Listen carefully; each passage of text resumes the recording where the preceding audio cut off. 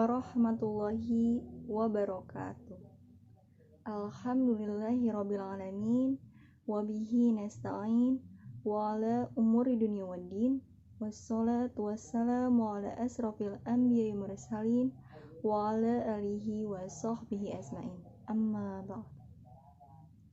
Yang saya hormati Bapak Kepala Sekolah SMP Negeri Buah Batu, Bapak Solahuddin SPDI.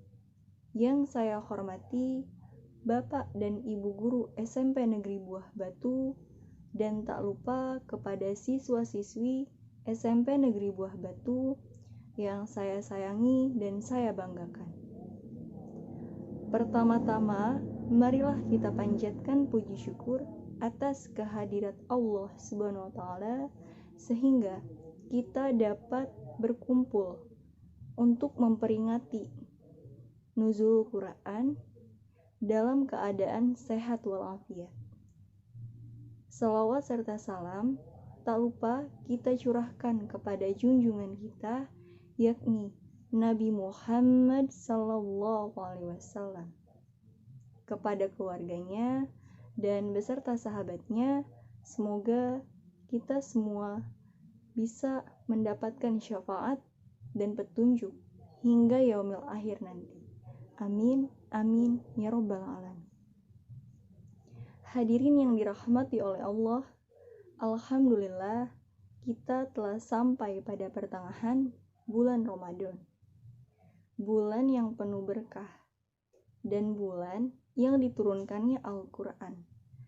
Sebagaimana firman Allah dalam surat Al-Baqarah ayat 185, A'udzu billahi minasyaitonir rajim. Bismillahirrahmanirrahim. Syahrul Ramadan alladzi unzila fihil Qur'an. Unzila fihil Qur'ani hudal linnasi wa bayyinatin minal huda wal furqan. Pada bulan Ramadan, Allah telah menurunkan Al-Quran. Kita mengenal peristiwa diturunkannya Al-Quran ini dengan istilah nuzul Quran.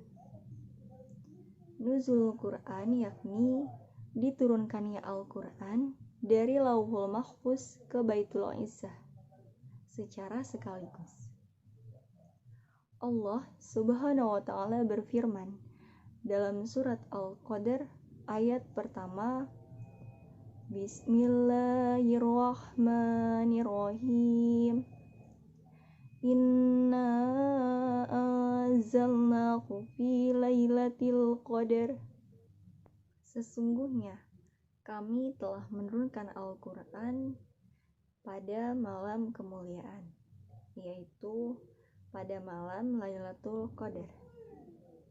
Kemudian Al-Quran secara berangsur-angsur diturunkan dari Baitul Izzah kepada Nabi Muhammad sallallahu alaihi wasallam, sehingga pada tanggal 17 Ramadan ini mayoritas umat muslim memperingatinya dengan istilah nuzulul Quran.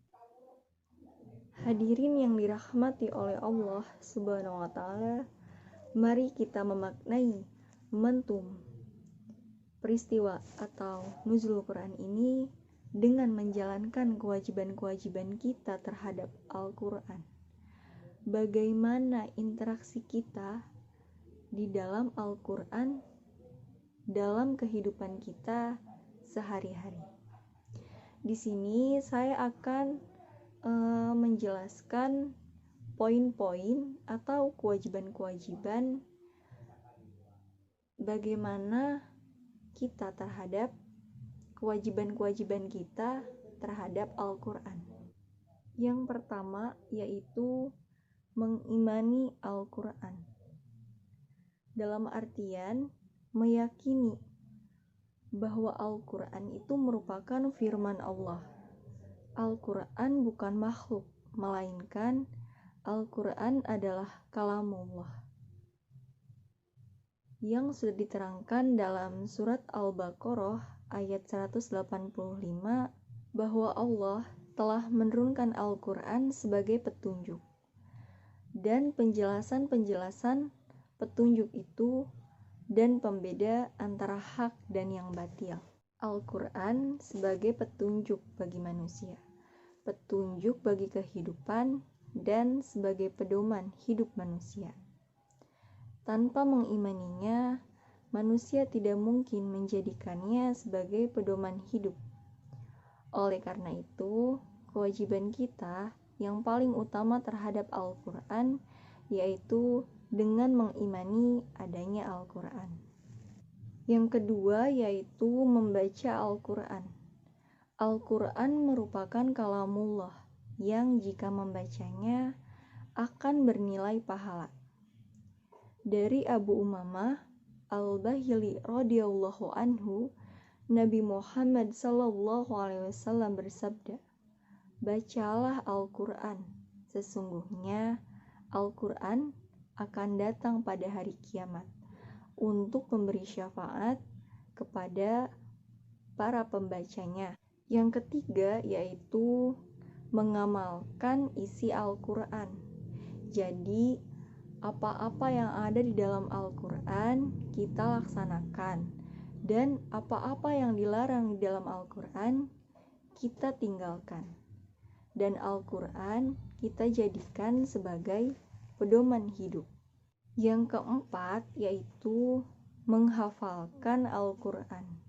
Kenapa kita harus menghafalkan Al-Quran? Karena Al-Quranlah, ayat di dalam Al-Quranlah yang sering kita baca ketika kita melaksanakan ibadah sholat. Oleh karena itu, sebaiknya kita menghafal atau memahami ayat demi ayat di dalam Al-Quran sesuai dengan kemampuan kita. Yang kelima yaitu memperjuangkan dan membela Al-Quran.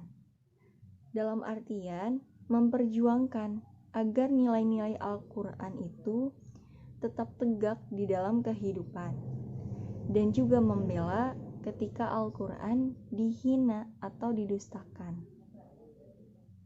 Pada dasarnya, Allah tidak membutuhkan pembelaan dari diri kita, tetapi dengan kita membela Al-Quran, maka Allah akan menolong dan membela kita.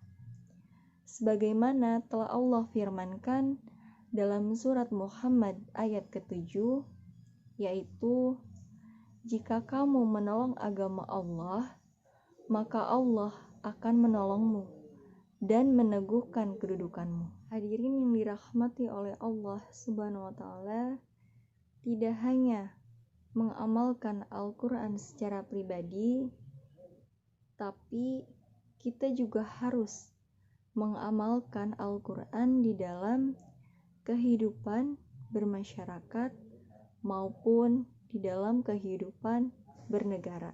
Sebab Al-Quran merupakan pedoman hidup manusia, dan Allah menghendaki kita mempelajari Islam secara kafah atau secara menyeluruh, sehingga melalui nuzul Quran ini mudah-mudahan kita sebagai umat Islam semakin cinta terhadap Al-Quran, tersinari oleh cahaya Al-Quran, sehingga kehidupan akan semakin terarah. Dan juga mudah-mudahan dengan kita mengimani Al-Quran ini, kita mendapatkan syafaatnya dan petunjuknya, itu di dunia ataupun di akhirat nanti. Amin, amin ya robbal alamin. Demikian yang dapat saya sampaikan. Semoga bermanfaat untuk kita semua. Jazakumullah khairan kasiron.